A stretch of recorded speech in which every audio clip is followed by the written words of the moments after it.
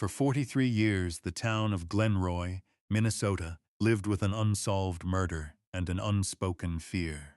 In 1976, a young woman named Karen Voss was killed in her own apartment by an intruder who left no name and no face, only a profile of biological evidence that the science of 1976 could not read and could not match to anyone. The killer was never found. And so, for 43 years, Glenroy carried the quiet, corrosive knowledge that whoever had done this might still be among them, might be a neighbor, might be anyone. When the answer finally came in 2019, it came from DNA. And it broke a 43-year silence by naming a man no one in Glenroy would ever have suspected. That is not a story about a faceless stranger who passed through. That is a story about a killer who stayed, who lived an ordinary, respected life in the same town for 43 years, hidden behind the assumption that such violence comes from outside, until the genetic evidence he left in 1976 finally found his name. But before we get to any of that, we have to go back to a Minnesota town in the autumn of 1976, and to the young woman whose murder haunted Glenroy for 2 generations. Glenroy in 1976 was a small town on the Minnesota prairie, grain elevators and a rail line and a tidy main street, a few thousand people, the kind of place where doors went unlocked and a young woman could live alone above the bakery and feel perfectly safe. It was a trusting town, a church-going town, a town where everyone knew everyone, and violence was something that happened elsewhere, in the cities, on the news. That trust is exactly what the murder of Karen Voss shattered, and exactly what let her killer hide in plain sight for 43 years. Everyone knew everyone. And everyone knew the Voss girl who just started teaching at the elementary school. Karen Voss was 23, in her first year teaching 2nd grade at the Glenroy Elementary School, a bright and warm young woman already beloved by her students, and the town in the easy way a new young teacher is.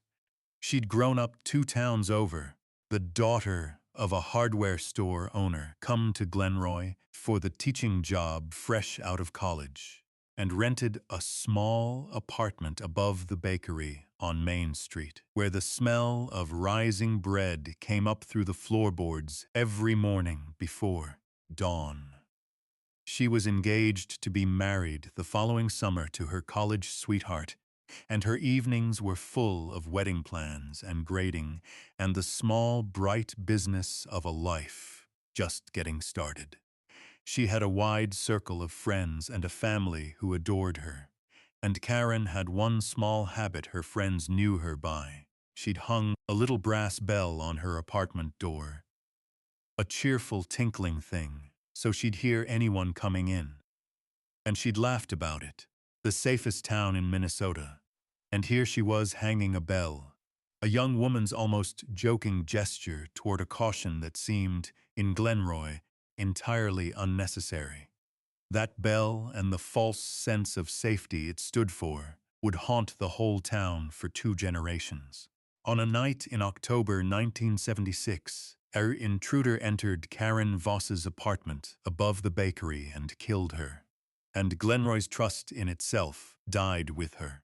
Here is what the investigation found, and what it could not do with it. Karen was found murdered in her apartment, the victim of an intruder who had entered in the night. The sheriff and the state investigators who came to help worked the case hard. This was no death anyone could write off, no accident or runaway, but the unmistakable murder of a beloved young teacher. They collected the evidence at the scene, including biological evidence left by the killer, and they preserved it carefully. But this was 1976. DNA identification did not exist. The biological evidence could, at best, establish a blood type shared by millions. It could confirm a suspect if they already had one, but it could not, on its own, point to a name, and the investigators had no name. They looked hard at the obvious possibilities: a transient, a stranger passing through on the rail line, an outside element, because in a town like Glenroy, the comforting assumption was that such horror came from outside. They questioned, they searched, they found no one. The killer left a perfect biological signature, and no way, in 1976, to read it. The case went cold with the evidence sitting in a freezer, a key with no lock to fit. The detail that shaped everything was the town's own assumption: that the killer was an outsider, a stranger, someone who had come and gone. It was the bearable belief. Far easier than imagining that one of their own had climbed the stairs above the bakery. The investigation leaned outward, toward transients and drifters, and away from the unthinkable possibility that Karen's killer was someone she might have known, someone who stayed. That assumption protected the real killer for 43 years. Karen's fiancé and her family never got an answer, only the silence and the fear. Her fiancé, a young man named Tom, was looked at hard early. The partner always is, but he had a solid alibi and was, by every account, shattered by her death. He was cleared, though the shadow lingered on him for years. In a town desperate for someone to blame, he eventually moved away. Karen's parents went to their graves without knowing who had killed their daughter. There was no single dogged investigator who cracked this one, and no relative with a notebook. There was only a town that never forgot, an evidence sample in a freezer, and the long wait for a science that did not yet exist. The institutional failure here was not negligence. The 1976 investigators did everything their era allowed, and crucially, they preserved the evidence. The failure was the limit of the science, compounded by the town's natural assumption that the killer was an outsider, which steered suspicion away from the truth. Glenroy's trust in its own was both the thing the murder destroyed and the thing that hid the murderer, because no one could bear to look hard at the possibility that he was one of them. Then the case went cold for decades, the great unsolved horror of Glenroy, the murder that had taught a trusting town to lock its doors. The evidence waited in a freezer. The town aged. The fear faded into a dull ache, but it never fully left. The knowledge that the answer had never come, that whoever did it had never been caught, that he might be anywhere, or right here. By 1986, 10 years had passed. Karen Voss's killer remained unknown, and the fear he'd planted had settled into the bones of the town. Glenroy locked its doors now, the way it never had before, and parents walked their children places they'd once let them go alone. The apartment above the bakery had new tenants who knew the story and felt the weight of it in the floorboards. The case was reviewed periodically and always came to the same dead end: a biological sample that could confirm a suspect, if they ever had one, but could never, by itself, produce one. By 2010, the original investigators were retired or dead. But the evidence, preserved through every move and equipment upgrade of the state's facilities, because at every step someone had understood it mattered, that one day it might be readable, still sat in cold storage, a complete genetic signature of a killer with no name attached to it.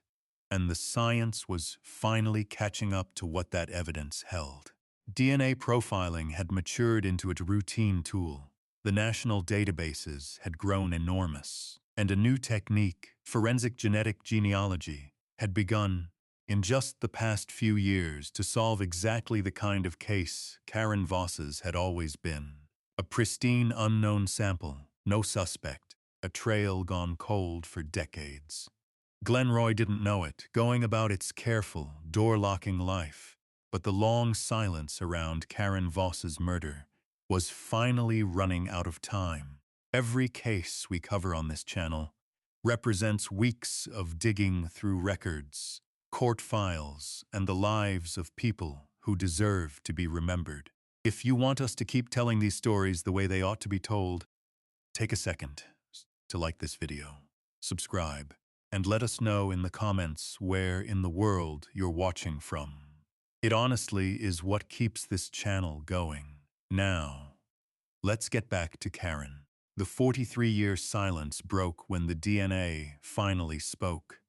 In 2019, a state cold case unit took up the Voss murder and sent the carefully preserved 1976 biological evidence for forensic genetic genealogy. The technique that had, in the preceding few years, begun cracking open the oldest, coldest stranger murders in the country. Here is the technology in plain terms. A full DNA profile is developed from old crime scene evidence and uploaded to the public ancestry databases where ordinary people search for relatives. The computer finds distant cousins of the unknown contributor, and a genealogist works inward through the family tree, generation by generation, until the branches narrow to a single person. The killer himself need never have taken a DNA test. He need only have distant relatives who did out of curiosity about their ancestry. It turns a once useless biological sample, a key with no lock for 43 years, into a name. The genealogist built the tree out from the 1976 sample, and the branches converged after weeks of work on a single man.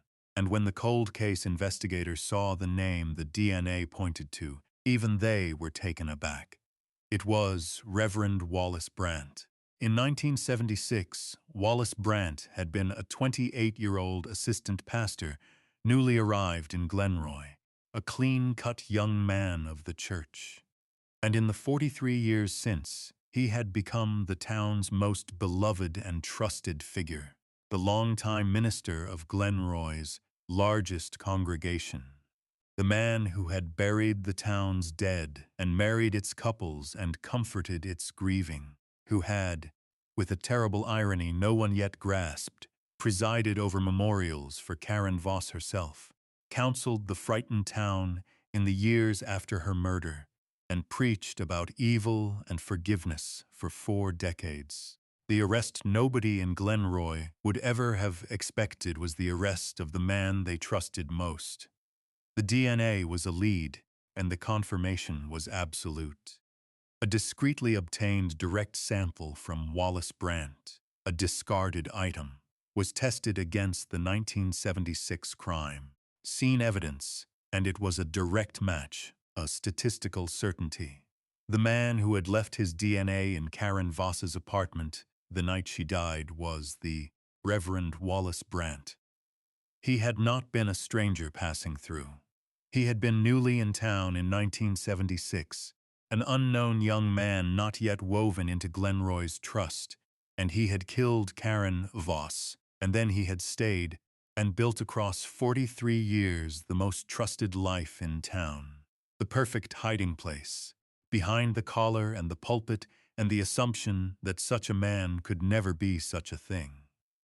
Wallace Brant was 71 now, an eminence, a name on the church and in every old photograph of the town's important days. He had not been hidden behind wealth or a badge, but behind something stronger in a town like Glenroy, the moral authority of the pulpit and the unthinkability of suspecting him. He had counted, for 43 years, on the science never catching up, and on no one ever imagining the minister, confronted with the DNA match, the genetic evidence he'd left in 1976, now speaking his name with certainty. The Reverend Wallace Brant's 4 decades of composure finally broke. He admitted that as a young man, new to Glenroy, he had entered Karen Voss's apartment that night and killed her, and that he had then stayed and built a life of service and standing, and let the town believe a stranger had done it, had even, he admitted, found a kind of cover in the role, the last man anyone would suspect. He was arrested in 2019, and the silence of 43 years ended. When the truth came out, Glenroy was shattered in a way the original murder had not quite managed, because this was a second betrayal laid over the first. The arrest of Reverend Wallace Brant shocked the community beyond words. The man who had shepherded them through grief, including the grief of Karen Voss's own murder, was the one who had caused it. The town had spent 43 years fearing the stranger among them, locking doors against the outsider, and the killer had been at the front of the church the whole time. Trusted above everyone, comforting the very people his crime had frightened. Wallace Brant pleaded guilty in 2020 and was sentenced to life. Karen Voss's murder, the great unsolved horror that had haunted Glenroy for 2 generations and taught a trusting town to fear, was finally answered. Her fiancé, Tom, long since moved away and long ago cleared but never entirely free of the early shadow, lived to see the real killer named. And Karen Voss, the second-grade teacher, beloved by her students, 23 years old, and a summer away from her wedding, was, after 43 years, given the one thing her town and her family had never had: the truth and a name to put to the silence. Karen Voss was 23 years old. She taught second grade and was beloved by her students. She lived above the bakery, with the smell of bread coming up through the floor. She was a summer away from her wedding, and she'd hung a little brass bell on her door as a half-joke about caution in the safest town in Minnesota. She was not killed by a stranger passing through. She was killed by a newly arrived young pastor, who then stayed for 43 years and became the most trusted man in town, hidden behind the pulpit and behind everyone's certainty that such horror comes from outside, until the DNA he left behind finally found his name. There was no detective who cracked this one, and no family member who never gave up. There was only a sample, preserved in a freezer, a town that never forgot, and a science that finally arrived to break a 43-year silence. It makes you wonder, how many killers stayed, built ordinary, even admired lives in the very towns where they killed, protected by the assumption that violence comes from outsiders, from strangers passing through? How many perfect biological signatures are sitting in evidence freezers right now, useless in their day, solvable today by genealogy that needs only a distant cousin's curiosity?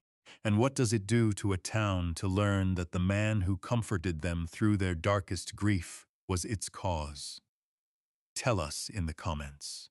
Do you think Karen Voss's killer would ever have been named without the preservation of that 1976 evidence and the rise of genetic genealogy? What details stunned you most? That the killer stayed, that he led the church, that he presided over the grief of his own crime? And how many decades-old stranger murders do you believe were really committed by someone who never left town at all? Justice came for Karen Voss after 43 years, spoken at last by the DNA a killer left behind and a science that finally learned to read it. Stories like hers remind us that the stranger is not always the answer, that a murderer can hide for a lifetime behind trust and standing and the unthinkability of suspicion, and that breaking a 43-year silence with a name is its own form of justice. If you believe that too, subscribe so you don't miss the next case. More solved cold cases are waiting in the description. Thank you for watching.